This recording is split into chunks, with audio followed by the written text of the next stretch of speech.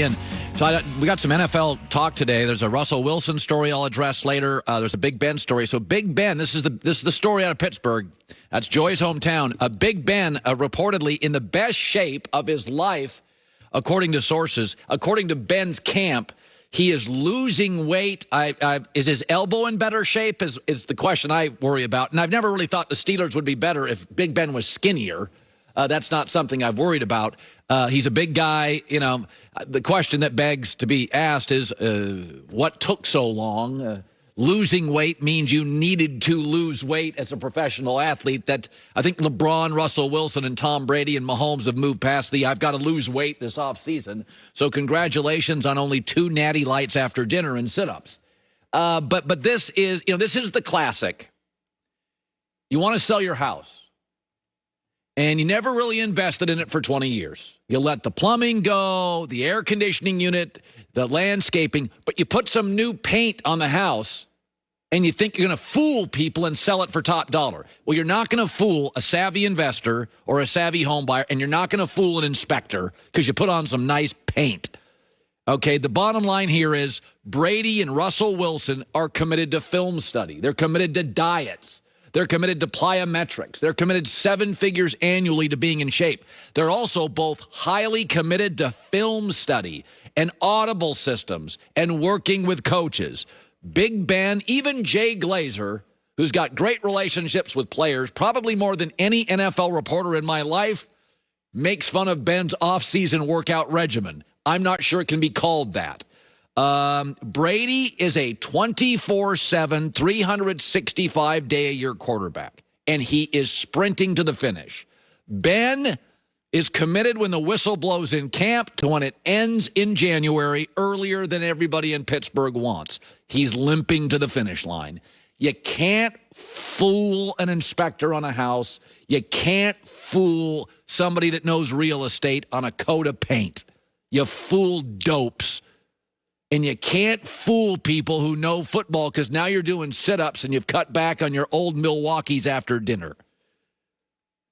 Now, in 45 minutes, I'll give you my AFC preview, but I'll give you the AFC North now without going into deep explanations. I have the Pittsburgh Steelers as a sub-500 team in 3rd place. And 8 wins, I think, considering the state of their O-line, is being gracious. That's an 8-9 football team. Joy with the news. No. Turn on the news. This is the Herd Line News. AFC predictions. All the divisions, all the teams, playoff order. Tomorrow, the NFC, but today is the AFC.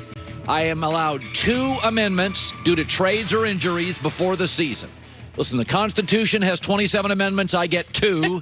So I get 2 amendments. I will. Now, Joy, how did I do last year, for instance, in the AFC? You did very well. 7 for 7. That's pretty good. We nailed all the playoff teams. So when I was with my kids this weekend, and I told them I was taking naps, I was actually breaking down the AFC and the NFC, and we'll have it today. How are you? I'm doing good.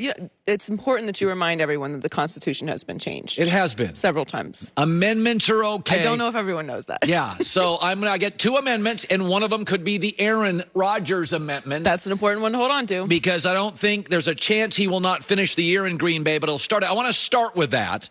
So Chris Collinsworth has a podcast, as you'd expect. It's very good. He had Adam Schefter on. He's a very diligent NFL reporter, lives on that phone, baby. He's breaking stories all the time. So when he talked about Brady leaving New England a year before he left, you got to kind of take respect for it and go, put some respect on that. He knows what he's doing. He's talking about Aaron Rodgers right now and the feelings in Green Bay, and here it is. It just has never sounded like it's about money. I think this is much deeper than that. I think this is, as he himself has alluded to, about people, about culture, about the way the organization is and has run. And I don't know that money addresses that. I want to talk about this for a second because I think I'm in a rare position. Joy and I are in a rare position. We weren't born in Los Angeles or California. We have bounced around the country. So I have literally changed jobs and moved across the country 3 different times. So I can speak to this as a driven, somewhat workaholic guy. And Aaron did not get here because he's casual and occasionally throws a football around. Aaron's a grinder. Aaron's a workout guy. Aaron is very committed to football. And I've always thought, and I think Joy is too, I think we're committed to broadcasting. 3 different times I knew I was leaving before my company did. And even as a grinder, even as somebody that's totally into their job, I couldn't concentrate. I was thinking about the next job while I was in that job. Because I didn't want to fail. And I'm thinking about, okay, I got to get prepared. I'm going to save some of my rants. That's a good idea. I'm going to make sure to do that. I couldn't concentrate. My last 6 months at the other place, all I could think about was Fox. Who am I going to hire? What's the set going to look like? Who's going to be on the news desk? What producers? I couldn't concentrate. And I'm a committed guy. I would have rants, and I'd be like, no, I'm going to save that one. That's good. Fox gets that one. And so here's Aaron Rodgers. Aaron Rodgers is moody when he's happy. He's aloof when he's happy. What's this year going to be like? Like, I look at all this stuff with Green Bay.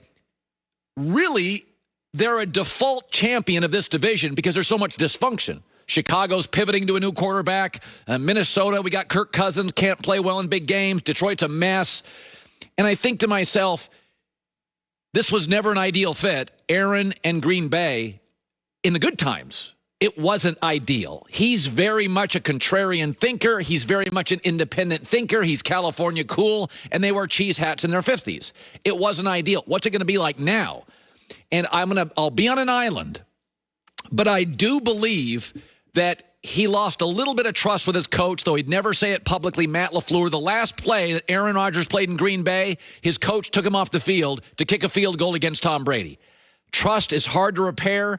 I think oftentimes Aaron Rodgers, I would not blame him if he prioritized staying healthy in Green Bay. He doesn't want to, he's not happy. Wouldn't you prioritize throwing the ball away, taking a knee, sliding early? The last thing you want to do is get hurt in Green Bay. I wouldn't blame him. I've been there. You start prioritizing the next place. And that doesn't mean you're not committed to your craft. It's just very human to do that. And I'm on an island, and I'll say this. Nobody believes the trade will happen during the season.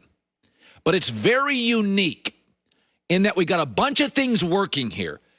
What if Jordan Love is pretty darn good in the preseason? He should be. This is a good O-line, a solid head coach, star receiver, star back. What if Jordan Love's pretty good? What if Drew Lock struggles in the AFC West? Yeah, that's going to happen.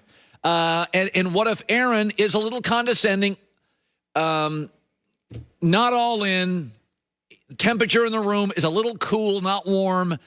Look at the schedules on this. I know I'm on an island, but look at the schedules on this. If you look at Green Bay's schedule with Aaron, even if Aaron was 90% locked in, this is a schedule that tells me they're going to win. They're going to beat New Orleans in the opener. They're going to beat Detroit. Good luck going to San Francisco. But the Steelers at home, Washington at home, Arizona. It's very possible that Green Bay is a 6-1 start.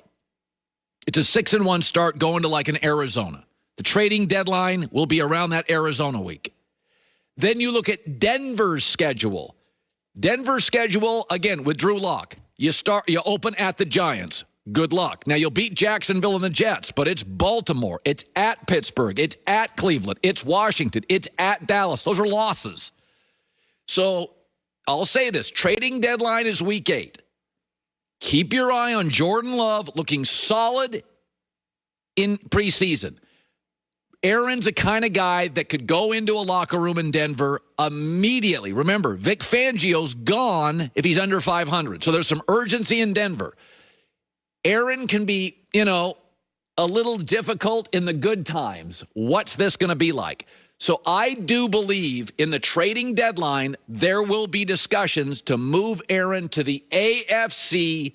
Denver will be fairly desperate. The Chargers, many are predicting, are a Super Bowl team, and I'm talking gamblers are into that. We know Kansas City's better.